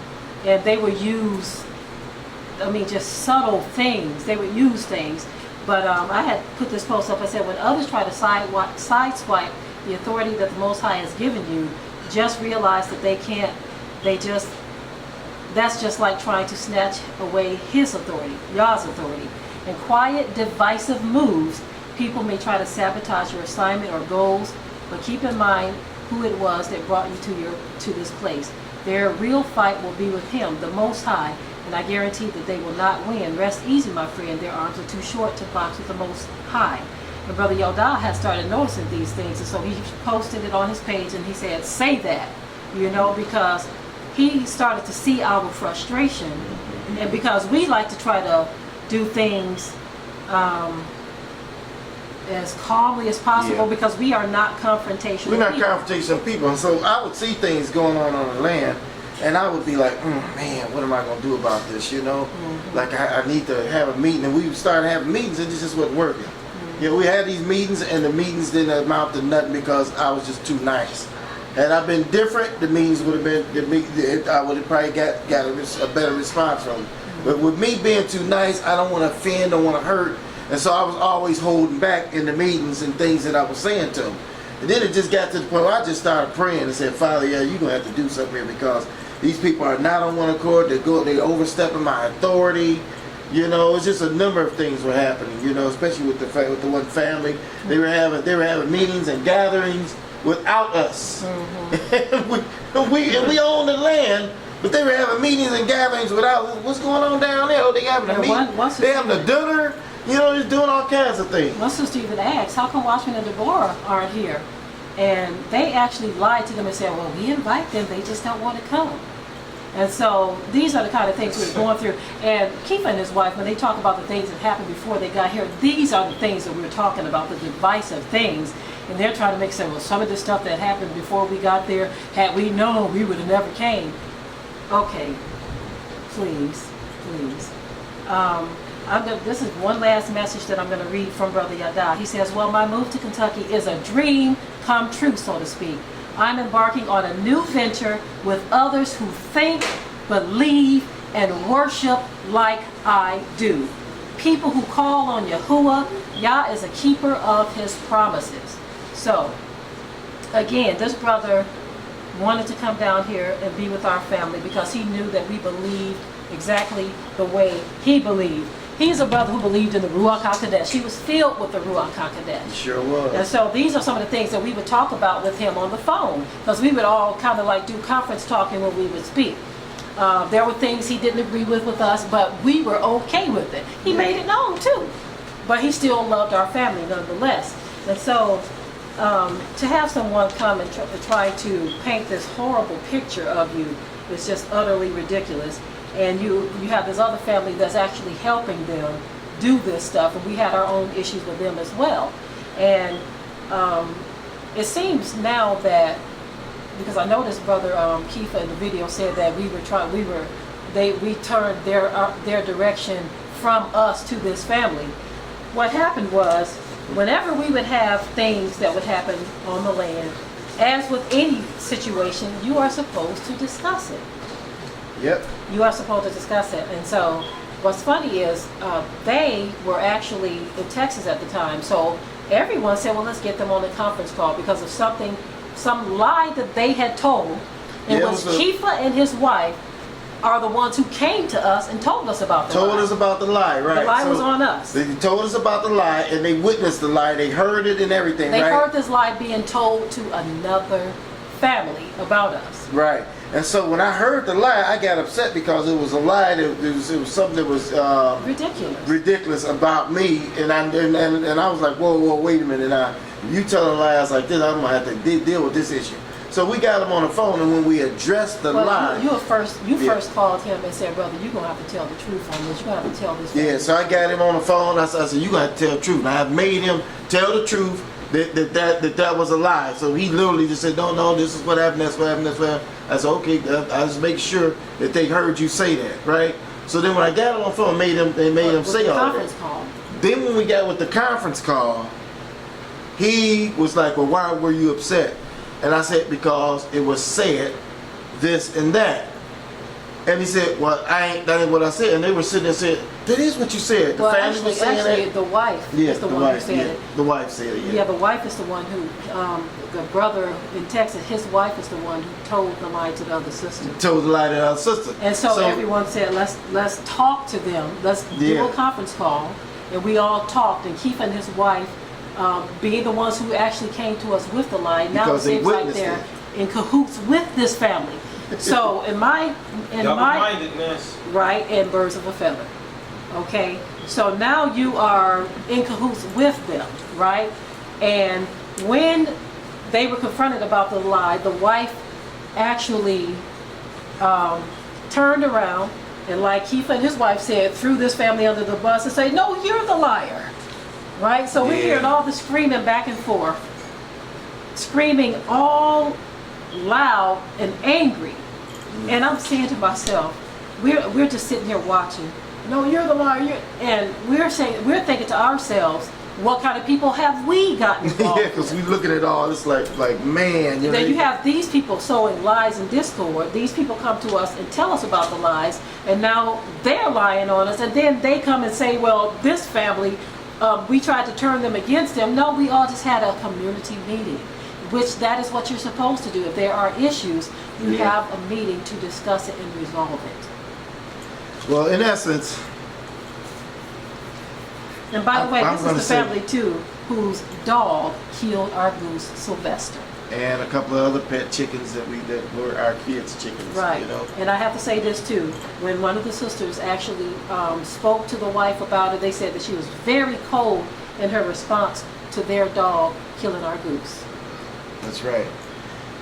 So in essence, trying to do community with a lot of people, you got to really know what you're getting into. You got to know these people, because it can be something, you know. They claim that they really didn't know us, and like we said, we really didn't know them. Yeah. When you say stuff like that, you come to a person, you really don't know a person until you get to live around them.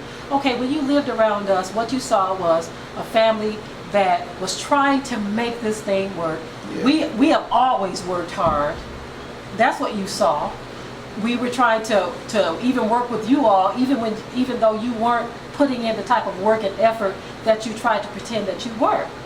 And so all of this stuff, I mean, it's like you're sending out these messages that you want people to decode based on the rest of the content. That's right. You know, oh man. So yeah, when you get around people, you really don't know them until you're around them. We wouldn't invite people around us if we had anything that we wouldn't want people to know about us.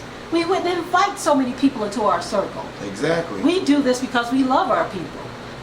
And you all said something about loving our children and all of this different stuff. Well, we love the children. I picked up that too. The code word was, but them though, I don't think we care about them.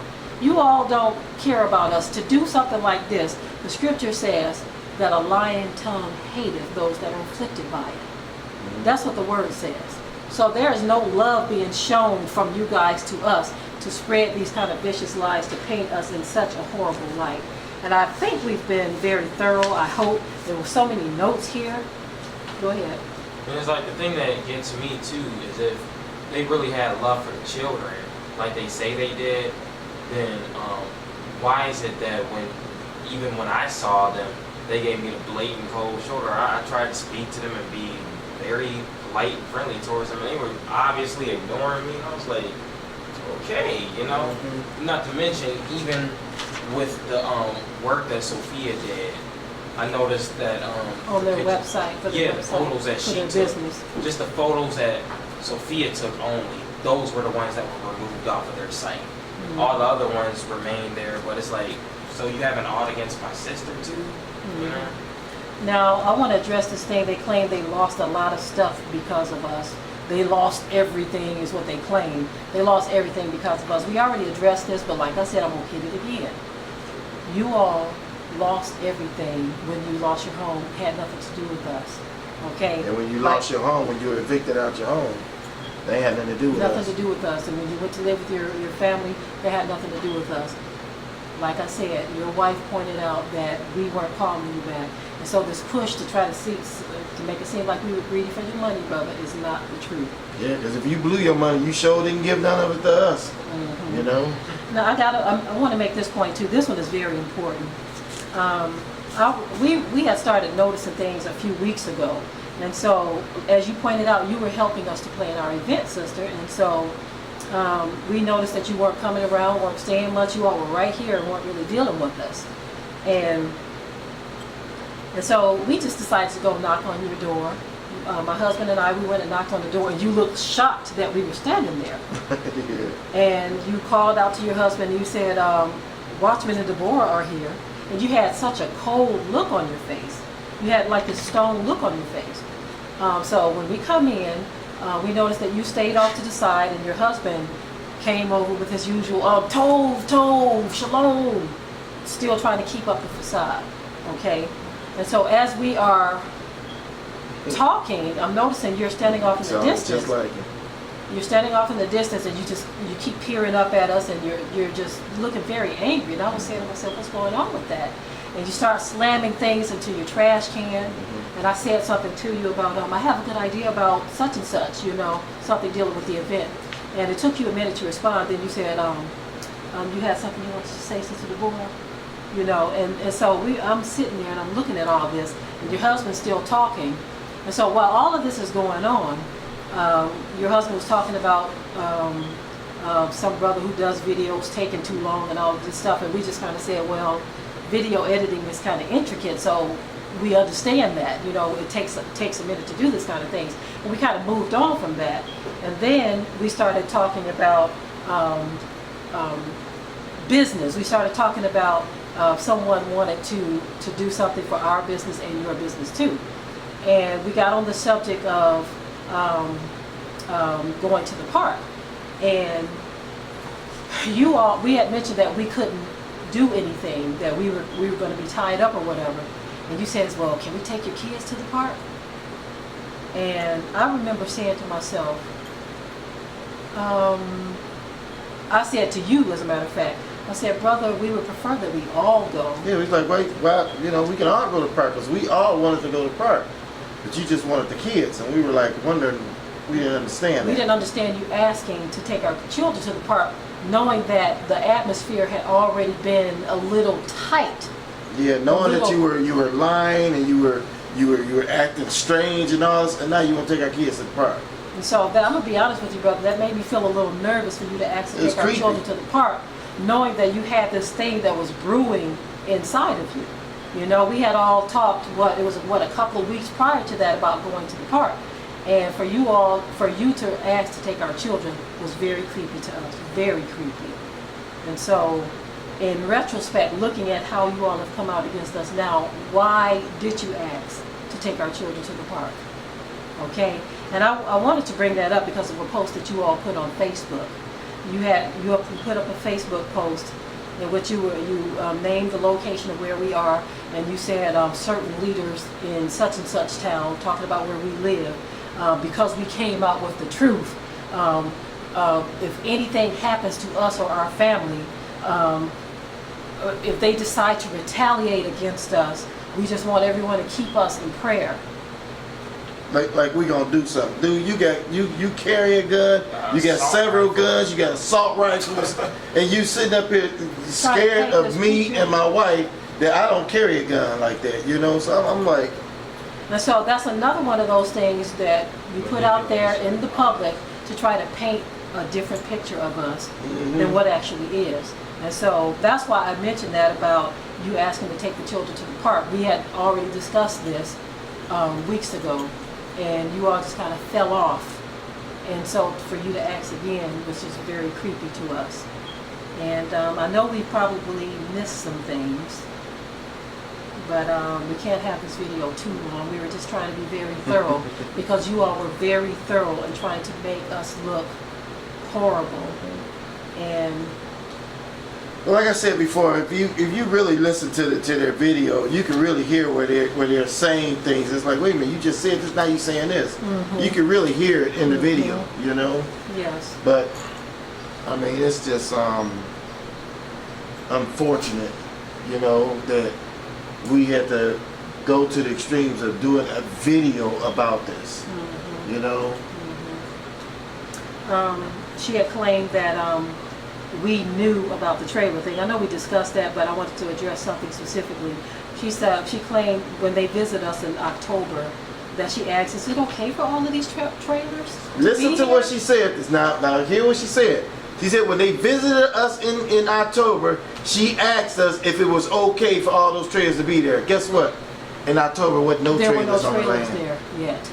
Okay, all of those trailers weren't there yet, so you never asked that question, sis. As a matter of fact, we didn't even know how many people were going to be there. Like I said, one person just showed up and we took them in, right? And some of the people, like you all, wanted to build cabins, you see. And so all of those trailers, at the time we didn't even have our trailers. We didn't have ours. So that question never took place. So how you gonna ask us that we had no trailers during that time? We didn't have our trailers, and okay. I'm just trying to go through the notes. But that one was one that was missed, and so that's I'm just going back through. We didn't have our trailers, and yes, it is okay. Yeah. All right. If we missed something, so be it. Yeah. But we just wanted to at least deal with the main things. Yeah. Because the picture that was painted was just a horrible picture. Yeah. And it wasn't fair. And My wife is thorough. I'm gonna tell you that now. She don't I'll like take to this miss. video 3 hours if I had to, but Cause she take it 3 hours or whatever, you know, and I understand why. Because it is frustrating to you